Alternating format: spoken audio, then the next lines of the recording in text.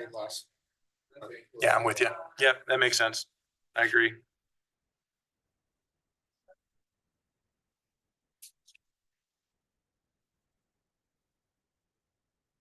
Made last.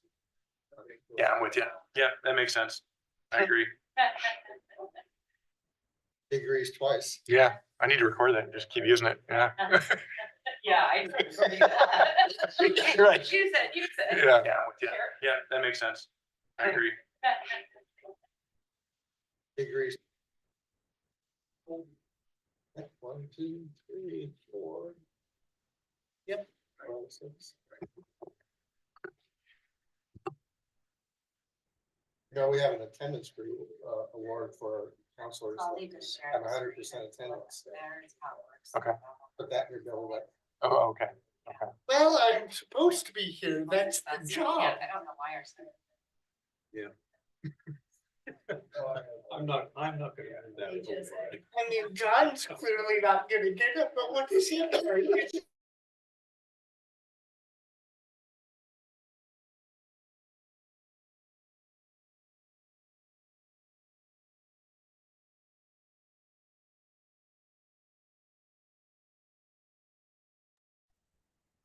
Call the special city council meeting to order for September 24th at 6 o'clock.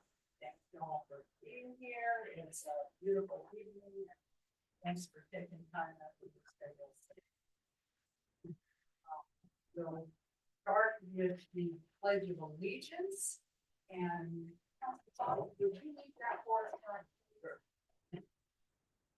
To the flag, United States of America, and to the republic for which it stands, one nation, under God, indivisible.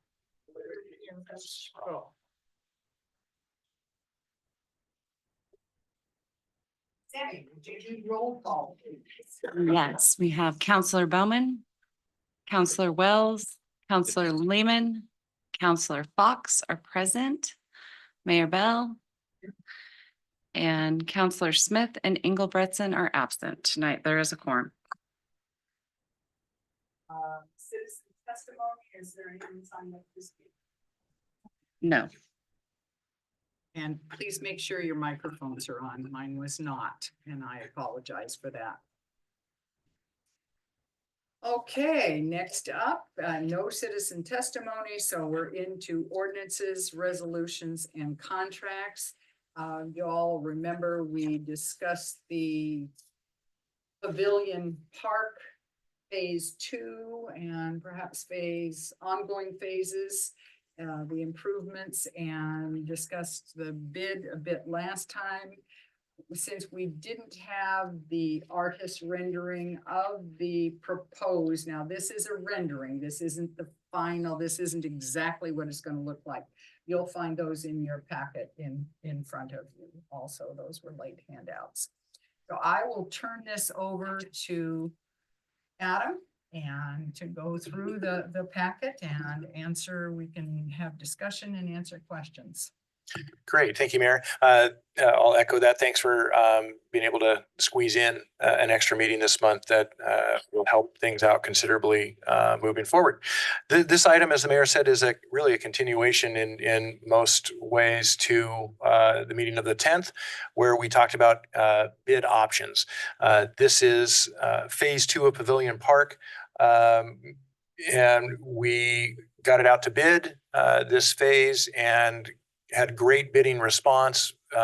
Bids were the winning, or the low bid was quite a bit higher than our budgeted and expected or hoped for amount, leading us to need to do some, what is typically called value engineering and looking at the bid components and seeing what we could do to lower the bid and stay within the public contracting rules for bidding and responsiveness and award.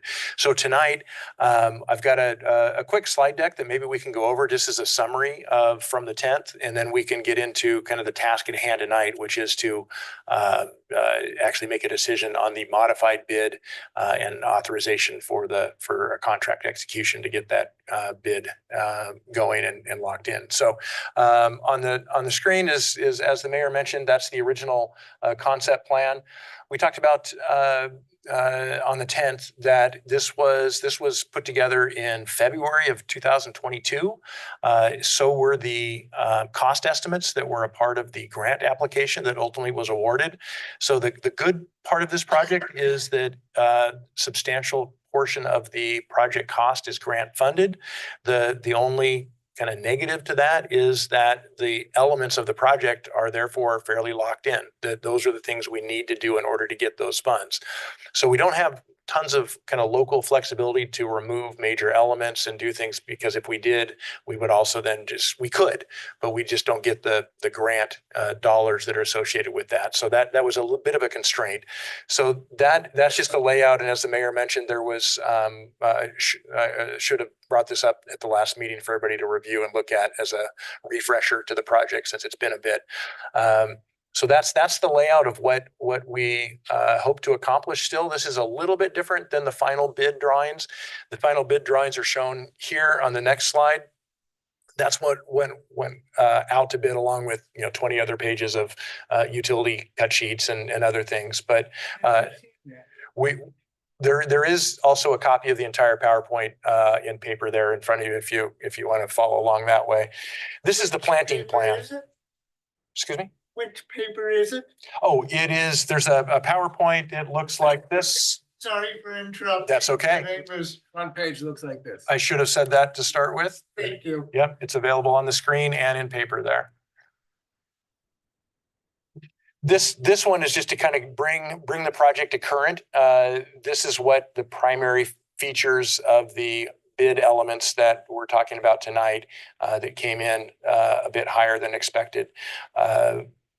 The majority of the work you can see on the bottom of the screen, that is the south end of the property. That's the newly acquired piece that had been somewhat practically functioning as part of the park as grass area, but was not owned by the city and legally wasn't part of Pavilion Park and had obviously limitations on improvements until it was acquired. And it was acquired that was part of the match that was the match. Actually, the entirety of the appraised value of that property was the match for the grant. So that's where a lot of the improvements are taking place. The north section has a pathway that's a combination of paving and decomposed granite and some bench locations. But the vast majority of the expense is with the south end, which is the newly acquired piece, and then along the Harrison Street frontage, where it gets considerable public improvements there, which of the major improvement is already a part of phase one. And we'll get to that in the next slide here. The phase one improvements that have already been completed, the 2-room ADA restroom, the prefabricated building that was dropped in April or May, that was a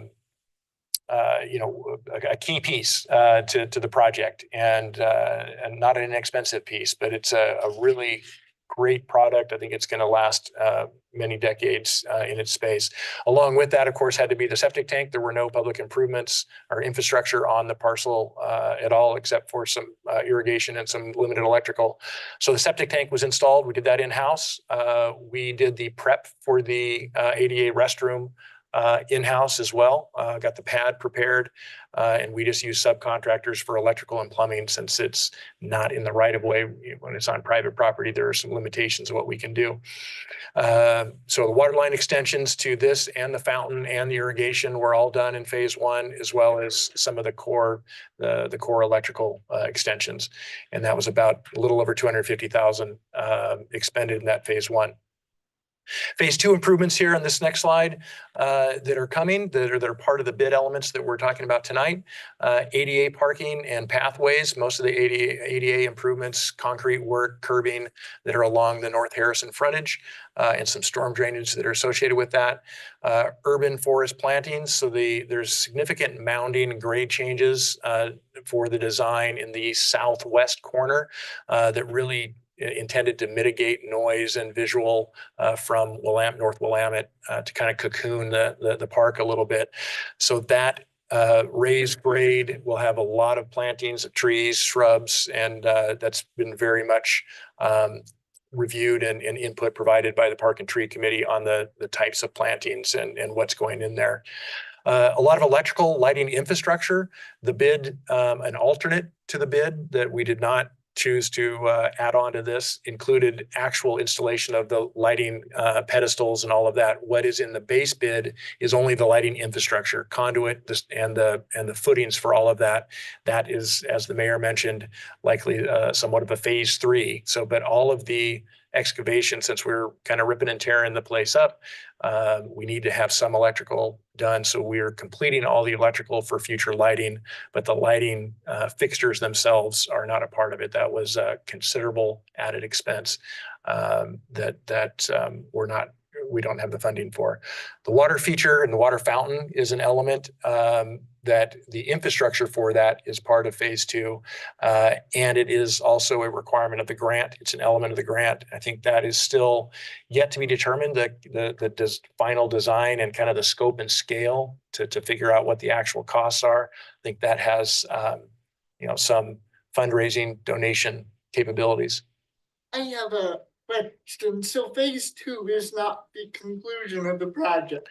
It was originally intended to be the conclusion, but it is turning out that it is not. I think what I'm kind of envisioning with the work that we're proposing in this conversation to take on, that the city take on, kind of makes it a 2.5 phases. I think we really don't have a full third phase, but there are some follow-ups in order to be able to financially afford it and measure this out. Some of the final improvements will need to be done in the fiscal 26. So after July 1. With the shortfall, then if phase 2 is not the end, and yet 46,000, I think it's 46,000. Counselor Bowman, would you hold that thought and let's listen. Oh, sure. Listen to the whole thing, and I think it will become clear. But if not, we'll hold on to that thought, okay? Right. Thank you. Yeah, I think we can get to some of that, a part of that answer in the next slide. And then I know where you're going with that too. And it's a challenge. It's a challenge to determine really the total dollar amount and the timing. Because it kind of depends on how far we get. So this slide is similar to what was in the September 10th packet. The difference is we've had the final negotiations with the low bidder on what we could cut after we fully dove in to understand what is inside of each of those elements. There was a slight bit of electrical that we couldn't pull out that we thought was a part of the relocation of the existing light standard that wasn't. So we have what's in front of you is a proposed removal, the original low bid of $376,502. We are confident, and I'll show you in the next slide of the elements of it, but $66,206 that we have removed from the bids. No, I'll finish up. And then we still have project management engineering, both from Branch and from Cameron McCarthy, to see the project through. So that is a pretty standard percentage estimate that we have to expend as well. So those are the funds required, 328. And then Councilor Bowman, maybe to get to your point, the 0.5, the 2.5 phases, kind of the extra stuff that's not part of this bid package of phase 2 is captured in that 30,000 there. The city required grant project deliverables. So that is in addition to the work that we are cutting from the bid and taking on ourselves, the 66,000 that we feel can be converted to soft costs of our staff and fundraised for some of the materials there. That along with the other city required grant project deliverables are the 30,000. So that puts us, just short of 360,000 to finish the project. And when I say finish the project that the grant requires. There are likely elements that we'll want to look at to still add amenities to it. Some of the lighting may fall into that category. But what we are completing in phase 2 plus the 30,000 of the estimate of city grant project deliverables will satisfy the grant, which is what we're kind of marrying together and calling that phase 2.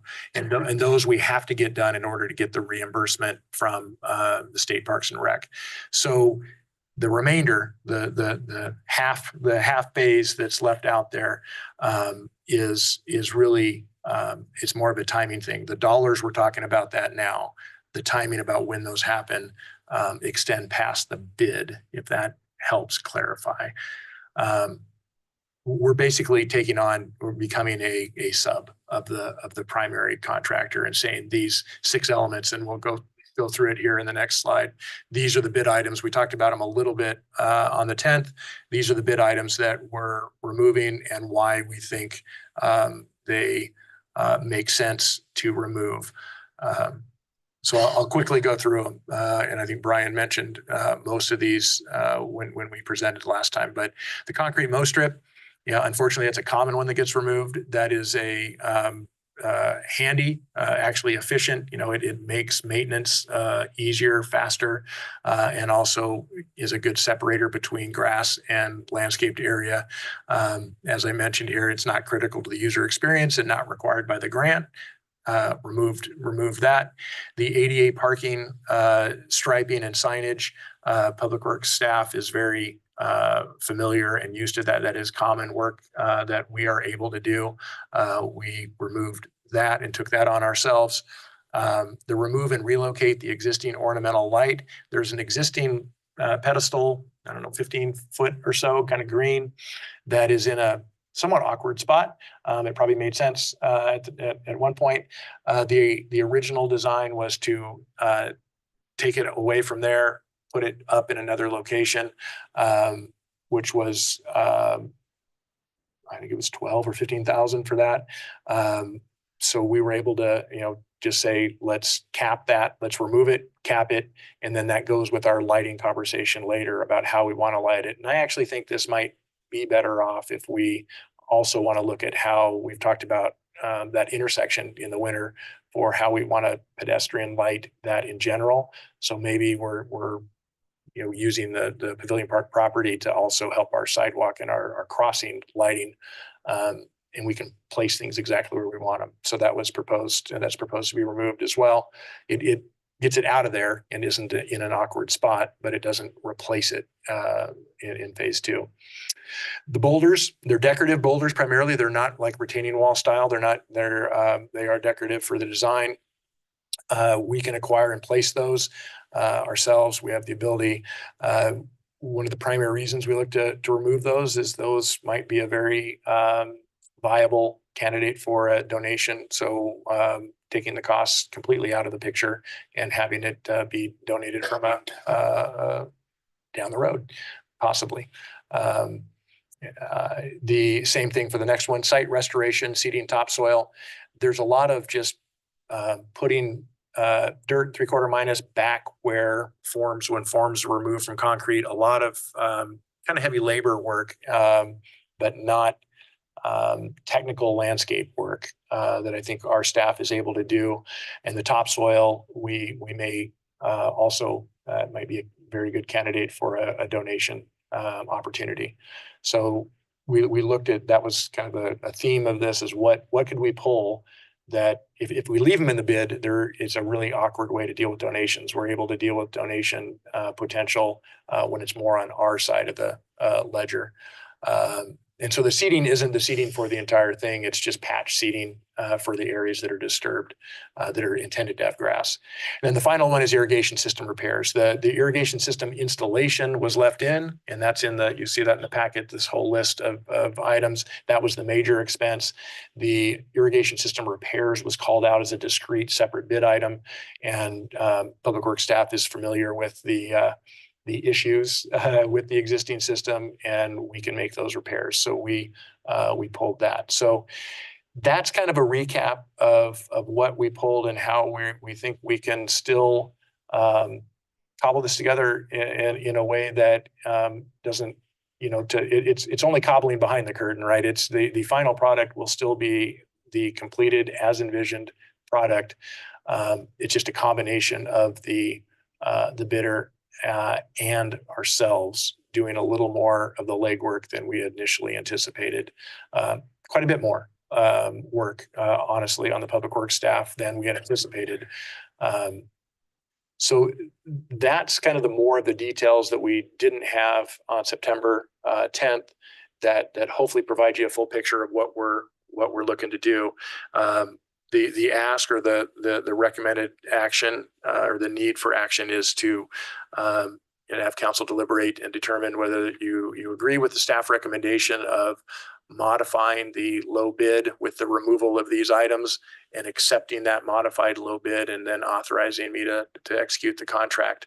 And then I'll hit on the revenue side maybe real quick. At the September 10th meeting, we also talked about, in order to make the revenue side happen, we would need to utilize some Parks SDCs to the tune of just over 140,000. I mentioned that we would have tonight a supplemental budget to have you authorize those appropriations. After the meeting, we huddled up as a staff team and realized that I should have seen this earlier, realized that we anticipating this, we appropriated 120,000 of Parks SDCs for the project. And I literally forgot that we had appropriated that in the approved budget. So that 120 is there. The remaining 40 or 20 and change, 20,000 and change, we will be able to just do as part of our regular budget process for the fiscal year 26. So we don't need to do any sort of supplemental change. We have between the operational fund appropriation and the existing Parks SDC appropriation, we feel we have what we need to meet the revenue side of this adjusted project. So that's why there's only one ask and one item in front of you. It's not the supplemental budget and the resolution for that. It is just the bid, actually awarding the bid to Wildish Construction and authorizing the city administrator to execute that contract. And they are, assuming everything is a go, they are ready to get going, to beat the season, to beat the weather. As I look at this, at the plan and with your explanation, and that has helped me to remember, really the donated land comes across as a brand new park development. I mean, if you separate it out that way, yes, we're upgrading the existing Pavilion Park, but the area that was added is like a brand new park, which when we're looking at SDCs, that makes, from my point of view, makes perfect sense. Right. And as we talked about, I'll just recap that because we're the methodology we're using for how much SDC we can legally, legitimately use is we utilize the land amount. So it's about a 20% increase in land area. So that is, like, as the mayor said, that's the new portion of this park, legitimately real new park. And likely we could probably make a case for a little bit more than 20% because a good chunk of the improvements, aside from just the raw 20% overlay, if you the project cost, we didn't do the exercise, but we could do an exercise to look at the bid elements and say, well, that's 50% to the applied to the new area.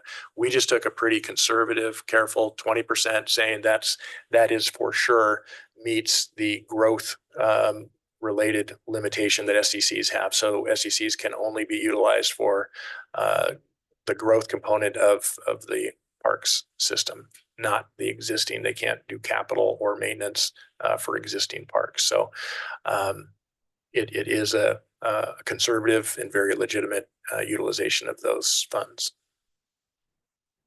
I want to go back to Counselor Baumann. Did that answer your question? Well, Bruce? I'm just saying, are you not anticipating the shortfall becoming an issue then? Because that's a huge shortfall, and we all know projects like this have a tendency to exceed the budget, go over budget, exceed the bid, go over schedule. Are you not anticipating something like that? Yes, and I think that the part of that is the amount that will end up being post July 1. So we will be, that will be part of the fiscal 26 budget. And the challenge is knowing what elements will trigger costs that we haven't addressed and accounted for. So I do see some. I think what we've done here is minimized and mitigated all the knowns and ensured that everything that we're doing in the project is reimbursable by the grant. So what we really don't want to do is strand any of the grant dollars, because that just exacerbates our problem. But we do have some elements that we don't have firm. We don't have clarity on exactly what the expense is going to be. The fountain is a prime example. The fountain could be, I think it was originally estimated in the grant application as $6,000. It could be, we could try to do a fountain that is like that may be out of scale with what everybody's expectations are. Or we could come back and say, do we want to fundraise, or do we want to allocate parks dollars in the next fiscal year to add to that and make that a $20,000 or $30,000 fountain. So there will be future conversations at council about expenditures if they are anything that's above and beyond executing the grant and making sure we get our full reimbursement. So as I understand that explanation, we have somewhat of a clear picture on some elements, but not on others. Correct. And what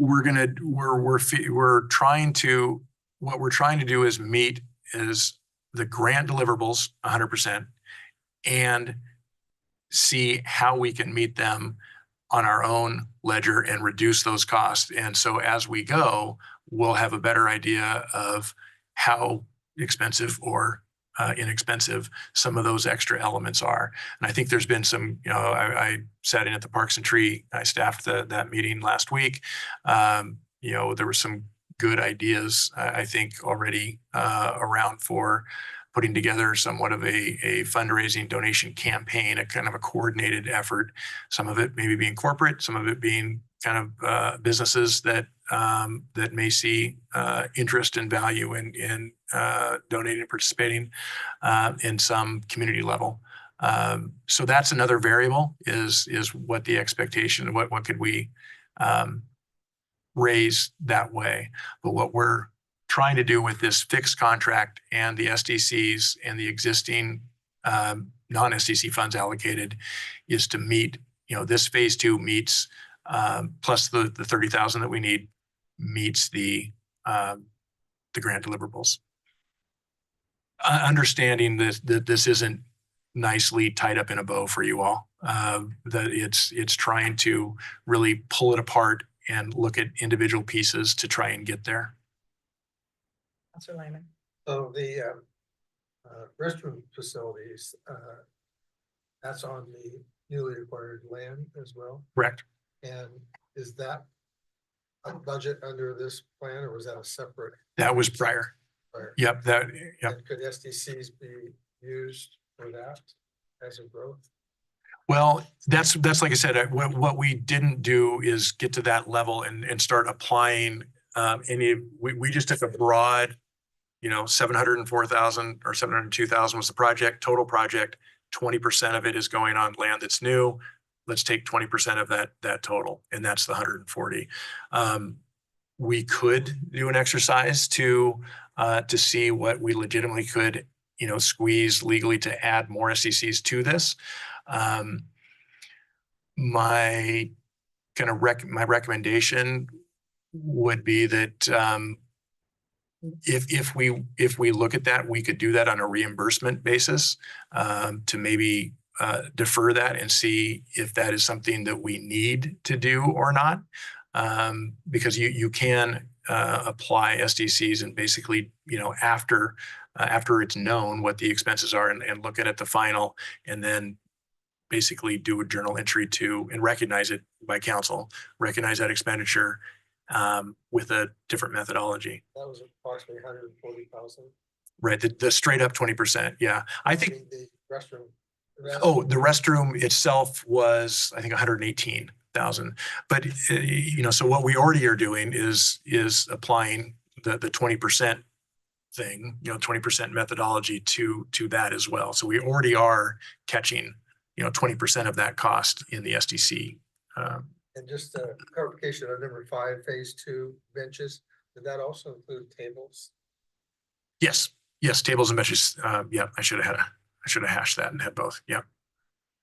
Probably more tables than benches. And there was always a question about how many is actually the right amount. There were, in the original concept plan, I saw a lot, and I'm not sure that that's really, well, we can come back and talk about that. Are those portable or did they be fixed? They were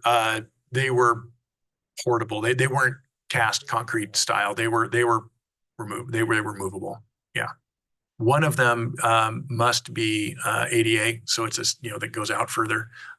So one is designed for ADA, and I think there were 5 or 6 total. And I think I actually, part of the maybe the silver lining, maybe I'm just trying to be optimistic on all this, but part of the silver lining is we're able to get the core stuff in and look at it and then see how many of those elements really make sense. Is it going to overcrowd the area? Do we it's filling in this space to some degree, no matter what. And I think we get a little bit of breathing room in the summer to look at it and say, okay, how many amenities do we, beyond what is minimally required by the grant, how many of these amenities do we really want in there?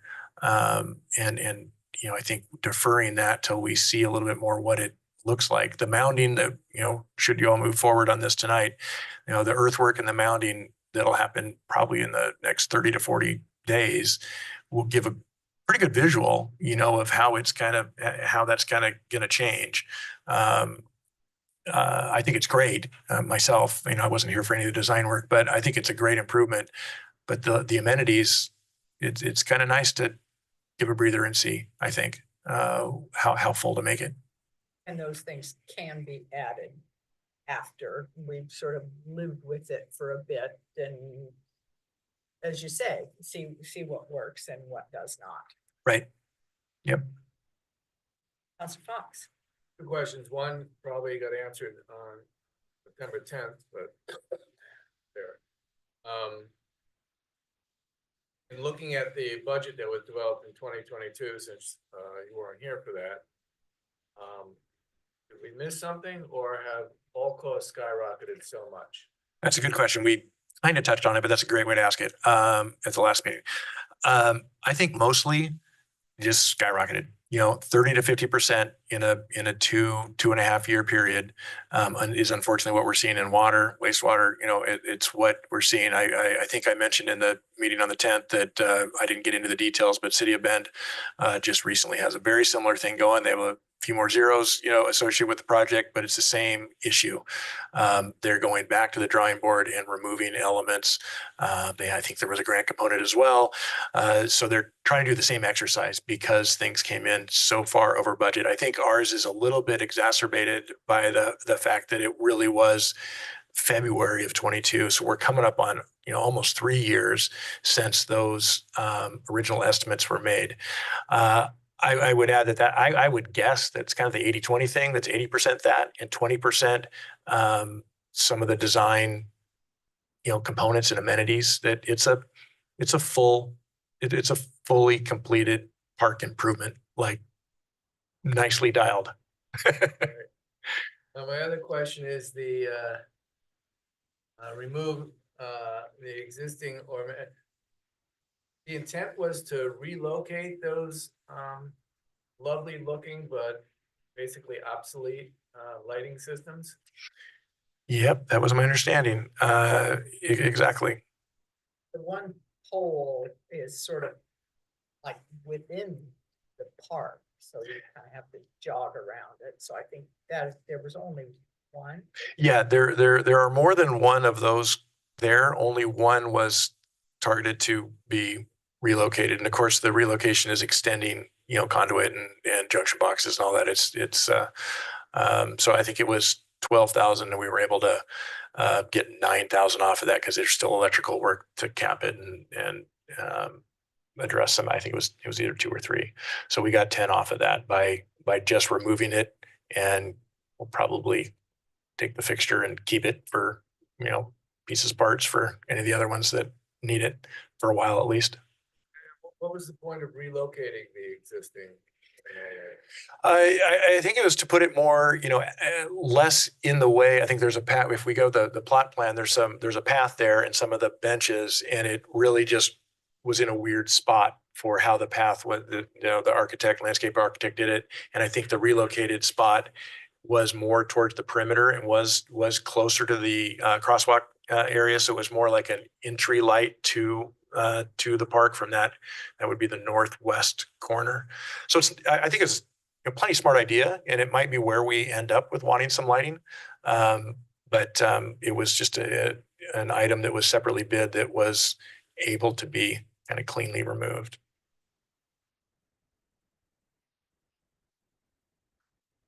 Any other questions, comments?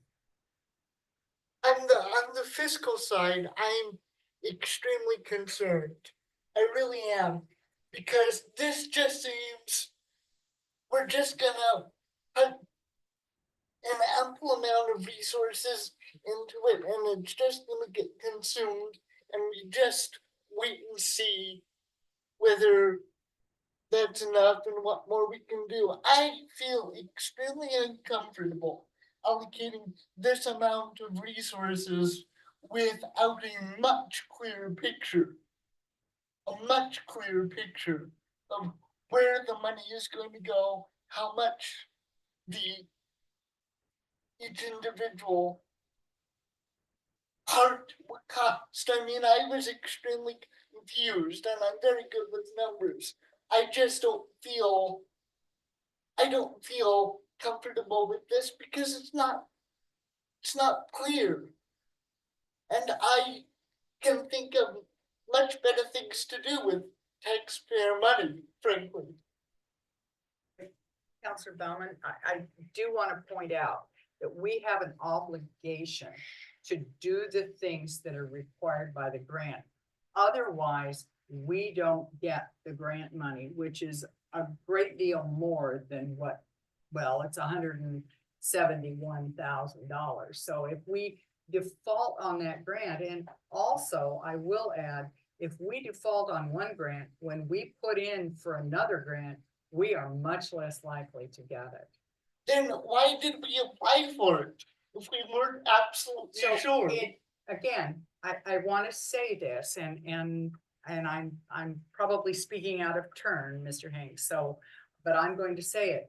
When we applied for this grant almost 3 years ago, the monies that our matching bid and the grant was going to be enough to complete that project as it was laid out at that time, which has not significantly changed.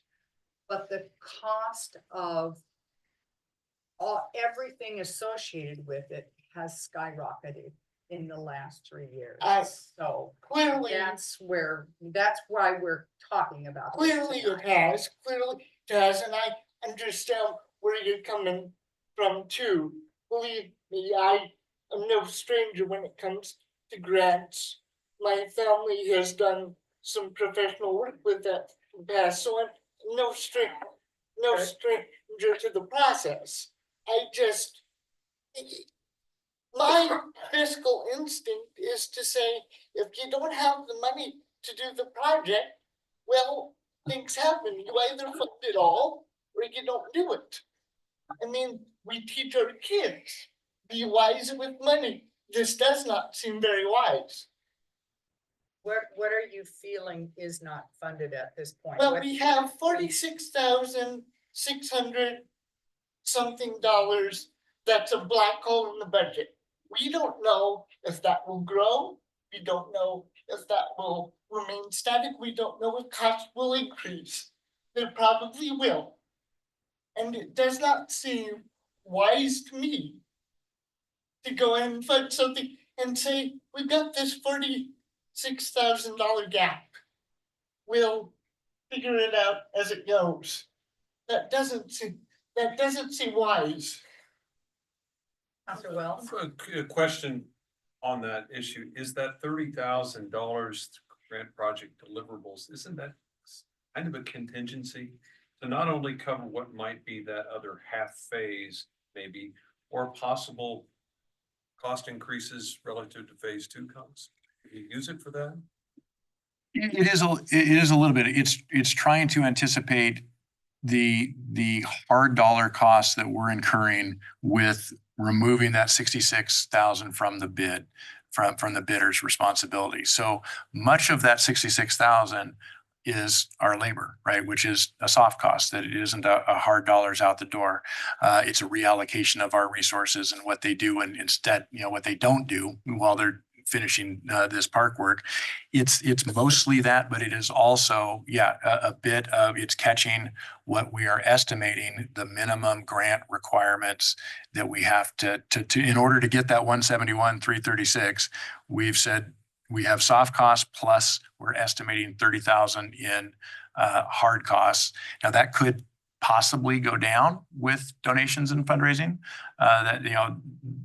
But there's, I don't want to assume that at all. I want to assume zero on fundraising. So that is embedded there. So if we save, if we don't utilize and expend all of that 30, then that does shrink that 46. But I don't expect it to go away. It's not really, so I wouldn't use contingency, because contingencies, you only use it if you have unforeseen. There are some foreseen expenses that are embedded in that 30. So we will spend some of that for sure. Could it also, though, be used for increases beyond what you're anticipating right now? I mean, I think that's what Councilor Bowman's concern is that we don't have that half phase fully bid and we don't know what that cost is going to be. But I mean, you're anticipating that the $30,000 is going to be enough to cover it. I guess I'm struggling with what is that money. I know it is allocated towards stuff that we've agreed to do in order to get the grant money. Right.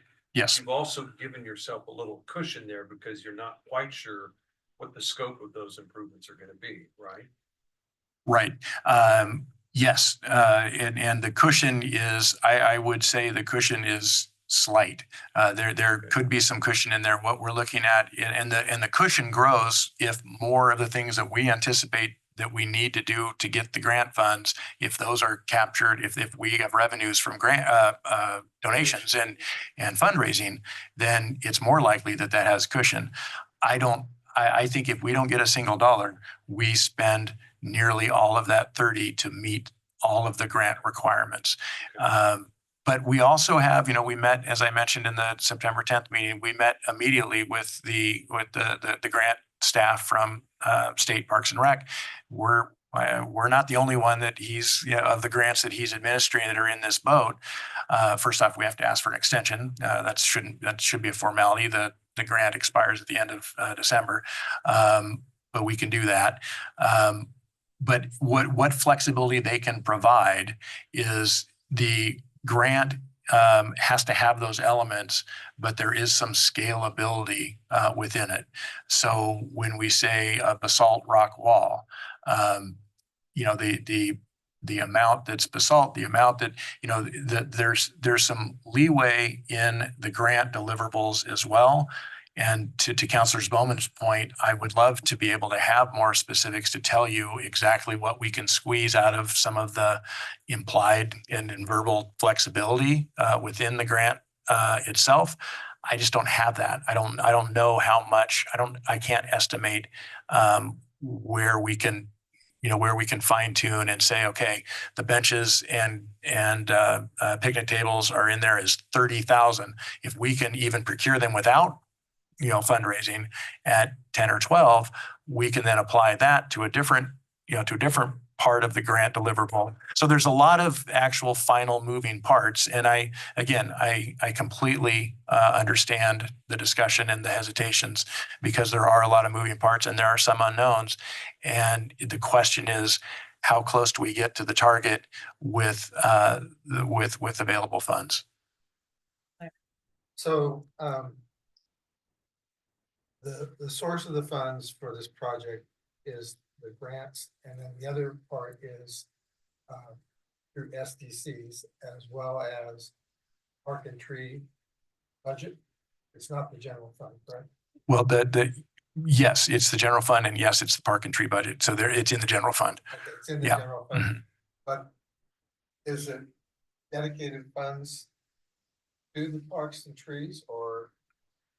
It's appropriated funds that are, appropriated to the Parks Department. So Mhm. I think what the concern I'm hearing is that those funds could be used for other city projects, but not really because it's appropriated to be parks and trees. It's right. It is not for anything city related. It's for parks So- related. Yes. Simply an allocation from the Parks Department.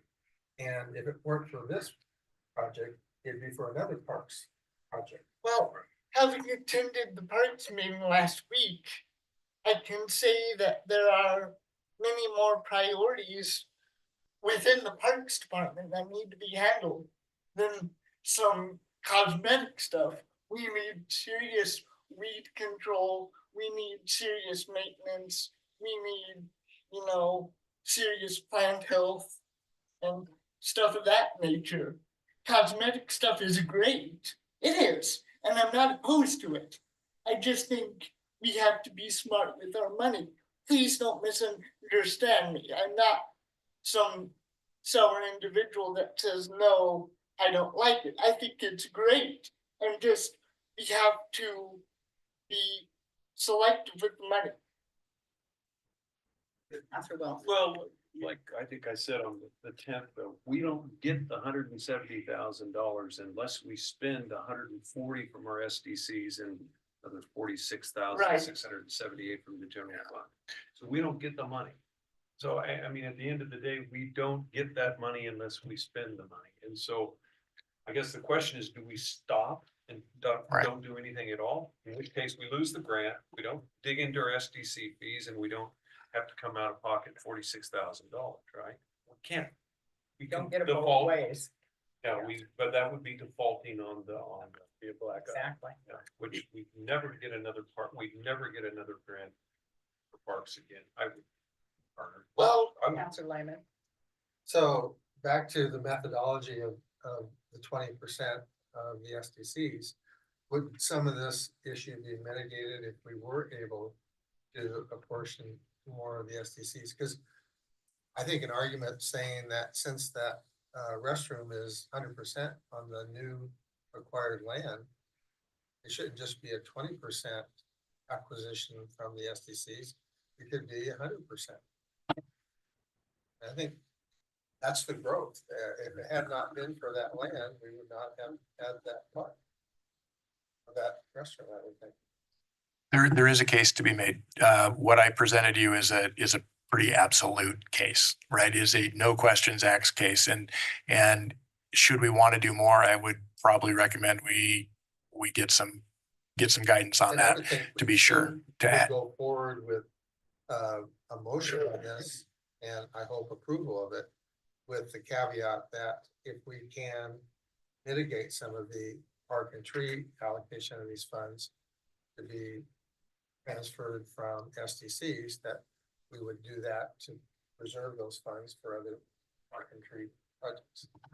Yeah, I get where you're going with that. And I think maybe my take, and this may be what you just said, not to have the motion lock in utilization of more, but as we go through this, test the methodologies, see bring back to you what we think a slightly more aggressive utilization of a methodology on the project. I think that makes sense. I think we could definitely bring it to you.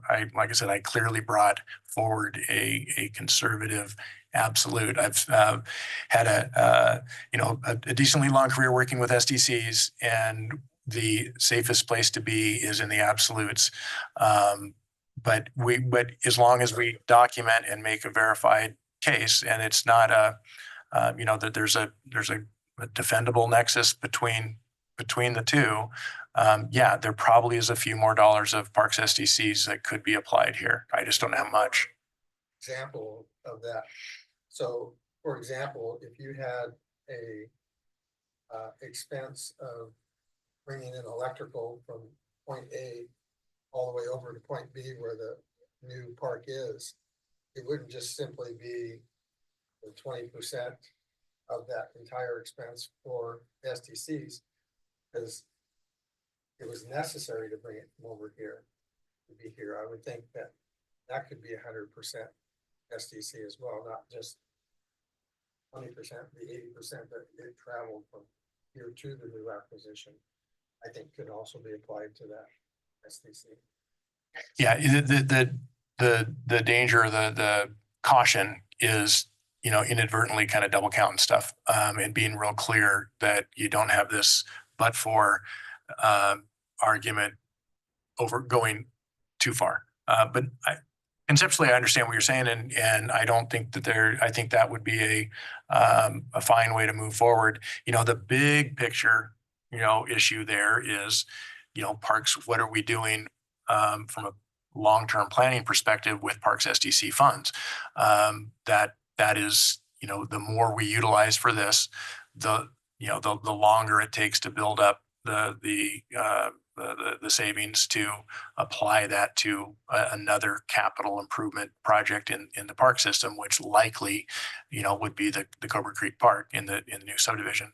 I think there's a lot of strategies. We just barely talked about that on the 10th, and I don't think tonight's the time to talk strategy about that. But the part that's clear is the more SDCs we use of the current allotment, the current savings amount, the longer it takes for us to develop future parks that are SDC eligible. And that's not an indictment, a good or bad. That's just kind of factual, a result of that.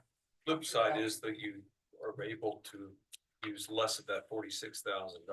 Absolutely. Yeah. And really, you're right. It's a legitimate flip side of what in operations and maintenance and kind of that major maintenance, as Councilor Bowman noted, would we maybe not be able to get to next summer because of that amount that we could otherwise solve by SDCs. It clearly, you're right. There's clearly, adjustments on either side of the ledger to make this happen. It's, it's not ideal at all. And I understand all of the hand wringing on this, because I don't like doing stuff that we don't have absolutes about either. Where I think really it gets back to Councilor Fox's question and the intention of this project from its conception, as I understand it, the land donation was the match. $0 out of the general fund to make this project happen. That was what was envisioned in 2021, 2022 when it was done. I think that makes sense. That smart thinking, smart on the council then, smart on administration and staff then. The problem is that, cost rose a lot. We also, with council approval, did make, made a two-room prefab restroom. I think it's a smart decision. I think that solves lot of things for a long period of time. Also probably bolsters the SDC increase there because that's anticipating a lot of growth and use of the park system over time instead of a one stall that was originally talked about.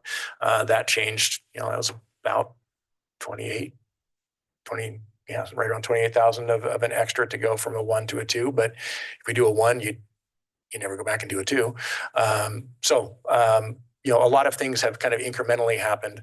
But the main one was the land donation being the match. And now we're talking about having to fill that shortfall of the, that not cutting it, the grant funds not fully funding the amenities. Counselor Fox? I'm just curious, giving the elasticity of, the consumptive elasticity of the SDCs. How did we arrive at the 20% to begin with? Was that in the original budget or? 20% was land area. It was the most simple, conservative way to go. We added 20% of land area. That is nobody can argue that 20% is legitimate use of SDCs. So I went rock bottom conservative. Anything else? If not, I will entertain a motion. I would like to make a motion. I move to approve the bid award of the Covert Pavilion Park project to Waldish Construction and authorize the city administrator to execute the contract in the amended amount of $310,296 to complete the project. Second. We have a motion by Counselor Lehman and a second by Counselor Fox. I will ask for a show of hands for all those in favor. 4. Any abstained? Any against? 1. So the motion passes 4-1. 3-1. 3-1. 3. Sorry, I obviously can't count. It's all right. Either. Thank you. These are not easy decisions. No. They are not easy, and I appreciate the conversation, the questions, and the analysis. So, thank you very much. Any further council comments?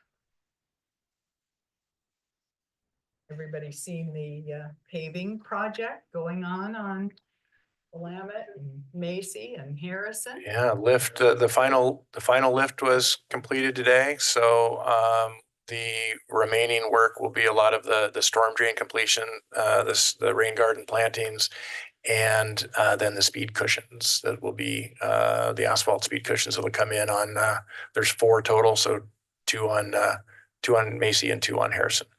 So we should be in punch list territory early next week and seeing that complete. It's they've done a really great job. They've been very minimal on change orders, very slight, very justified little stuff that weren't on the surveys. Yeah, and great to communicate with. So it's so far so good. Don't want to jinx it too early. And our Public Works Department paved on the south side of the sidewalk, so in front of Countryside Church, instead of having a divot with rock and cones so people didn't fall in. Our Public Works Department today, our Public Works staff filled that, and it's now asphalted and it looks great. There will be some 3/4 minus, I understand, that comes up and around areas, but it looks good. It looks really good. That was kind of I know it lasted, it hung out there longer than anticipated, but the goal was to try and, grab some asphalt off an existing project rather than pay retail and have someone come out and do it fresh, which is much higher per square foot. So we had to kind of grin and bear it there for a bit, but we were able to utilize the Willamette project to help us source that stuff really low cost. And Staff they did a lot of work. They did a lot of the work. And, Yep. and I think it looks great. I Yep. know they were saying, well, we're not professional pavers, but I think it looks good. Yep. Better than I could do, I can tell you that. Yep, they were busy today. We picked one of the last hot days. Great for asphalt, not fun for the people, but great for asphalt to have a nice hot day. Early. That was good. That's hot, sweaty, stinky work. Yeah, it is. It is. Yeah, it is. I'm glad it's not me. Do you want to go over the upcoming agenda items? Yeah, if you'd like, they're not, I think they're the same as from the 10th primarily, but we didn't actually, we ended up not talking about too much. So that's a great idea. So yeah, as I mentioned real briefly at the end, we've got a clump of ordinances for franchise agreements that are most of them are slightly past due or really close to coming due.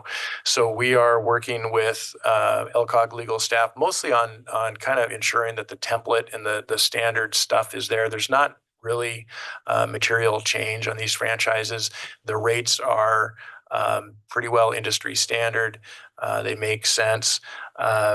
Just looking at macro trends in the franchise world from our legal staff that they've seen in other places. And we're trying to then we will be chunking these out, hopefully 1 to 2 per meeting. And of course, they're a first reading, second reading. So they'll be on our docket for quite a while because there's a bunch of them. And they're typically, I think all of them are now 10-year agreements. And just it's housekeeping, but it's pretty essential housekeeping. Those are revenue streams to the general fund. And they also have items in them that kind of regulate and give us some controls and limits on their utilization. So we keep things kind of in bounds. And then the utility rate review and adjustment that will be, we're going to set up our meetings with the subcommittee here in the next few weeks, the revenue subcommittee. And that will be the first order of business with that group to come back to council with some rates. And I think I've said it probably in several meetings that you probably will never have staff come to you to say rates are fine, we don't need to raise them, or we can lower them. You can obviously, that is your purview to make those decisions. But we see, an ever increasing need for revenues to match the skyrocketing costs on the operations and maintenance, regulatory and capital side of our utilities, as are all of those utilities you see on the franchise list are in process of doing the same thing, just in the way they do their rates. So, and then what I think is a fun one, it's gonna be hard to see if we can get to it, is the CIP, updated CIP for next year, to get that done through council before we start the budget process. And our goal is really to get it a little more realistic. It's, we placed projects cleanly within a single fiscal year, which is, that's fine for a piece of paper. That's never how it works in reality. And we have not broken down the funding sources and also the kind of the phases of a project, from engineering design to active to bid to construction, so we can really see what's going on workflow wise within probably the first 2 or 3 years of the 6 years. The ones that are in the 3 to 6, we probably won't mess with too much, but the first 3 we'll be blowing out a little bit more detail for you all.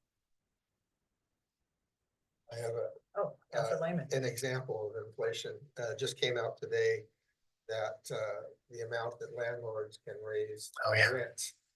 And since 2016, it was 8.3% a year, 8.6, 9.6, 10.3, 9.9, 9.2, 9.9, 14.5, 10%, 12.6, and 10.2. Over 100% increase since 2016. So if you had a rental that was $1,000 a month in 2016, and you wanted to raise the allowable amount, that would be $2,000 today. So as a landlord, I look at this and say, I hate to raise rents that much, but that's what's allowable, number one. But there also is a bill to cap it at 5% for the following year thereafter. So landlords are saying, if I don't do it now, then I'm going to be capped at 5% of houses. That's just an example of what the inflation is. And the same thing with water and sewer. Yeah, it's a challenge, and Mayor and I were talking earlier, that every city you know, in the state at least, and I'm on, you know, some infrastructure committee groups, and it's just a real challenge. And our challenge is, you know, in a way, our challenge is even harder because we are not as bad off as many cities are. We have many infrastructure needs, but we are not at the fail spot. So the grant funding that's sometimes out there goes to those that are rightly so far, far worse off. What is available is primarily loan, which is great. It's access to capital, but obviously that comes with debt service that then goes right back to rates and goes back to inflation and all that stuff. So yeah, it's a toughie. It's a toughie all the way around. And you know, we operate those most of those areas of our larger dollars. We don't have a whole lot of discretion in what we, you know, in what we can cut and not raise utility rates. I think our best bet is to be smart about a consistent and a rational methodology and stay consistent to that methodology over time. That means we can manage increases rather than cap them and spike them, cap them and spike them. That's a harder pattern for the city to manage and balance and do projects to, budget to, and it's obviously even more so difficulty to our customers in anticipating, you know, going fine for a 1 to 2, 3% increase, and then all of a sudden, you know, just like you're describing, 7, 10, 12, and there are communities that are on the water and wastewater side in the double digits for sure. They're also in the $10 to $20 a month public safety fee range, several in the 30 plus range for public safety fee. And us with a relatively small multiplier to those 640 some customers, it has to be a fairly large fee to raise revenues that are anywhere near enough to do anything other than the very bare minimum maintenance. So it's a challenge. So that's kind of the reasoning for that subcommittee, the revenue subcommittee that you all approved, that the mayor created, and you all confirmed the appointments, and you'll get recommendations back, and the not so fun process of dealing with utility rates. That'll be where the capital diesel tax will be discussed and recommended. Yeah, the theory, you know, at least what we're trying to break them out to time it up with the things we need to do from a budget and capital and everything. The committee will work in three tiers. The first tier is utility rates, because those are the most urgent. The goal would be to have whatever council increases or approves to be in effect January 1. The next kind of clump would come after they review and report back, and then we have that discussion here. The next clump would be things like the existing fees on the utility bill that aren't rates, that aren't water and wastewater, that are the tree fee, the discussion of creating a parks and open space fee or a public safety support fee, adjusting, at least indexing the TUF, you know, if not raising it, at least indexing it to a CPI or to an ENR, something that doesn't keep it static every year. Those kind of fees that are still in the local jurisdiction control. The third category would be more like the diesel tax that actually goes out to the vote, things that have a longer, bigger, that are meatier in terms of the ability to implement. We can then talk a little bit about districts, parks districts. I think that's a hard one to find a pathway for. But kind of the third bucket would be that catch-all of all those kind of big, different ones. Not meaning that we shouldn't pursue them, just that they have a different pathway to enactment. So that's the plan. To get there. Yeah. Two questions. One, what's the DNR? CPI, you dropped it. Oh, CPI, Consumer Price Index is CPI, and then ENR is the engineering news record. So when you're dealing with stuff that's kind of capital or utility related, the ENR is oftentimes the best index to use. CPI is more for typically for wages and that kind of thing. You can use CPI for across the board, but something like TUF, I would probably recommend that we go with an ENR. It's the engineering news record. Thanks. Sorry about that. Not to be confused with DNR. Yeah, that's- Counselor Fox and I are, we're sort of on that medical kind of thing, like, Oh, DNR, really? Yeah. So I know this is in the future, but we skirted the diesel tax for two different increases on the gasoline tax, so, and now the ownership has changed. and Right. We should evaluate the state and go after the highest one that's allowed. I think, yeah, conditions have changed. That means that we as counselors are really going to have to go out if and when that comes on the table, we're going to have to go out and do our work to Persuade Yeah. people. have informed inform people, and we did that with the gas tax. The Yeah, I increase in gas tax. I remember yes. that was back in my adolescence. That was a Well, the first, Herculean effort. the first time it was on the ballot, the gas tax did not pass.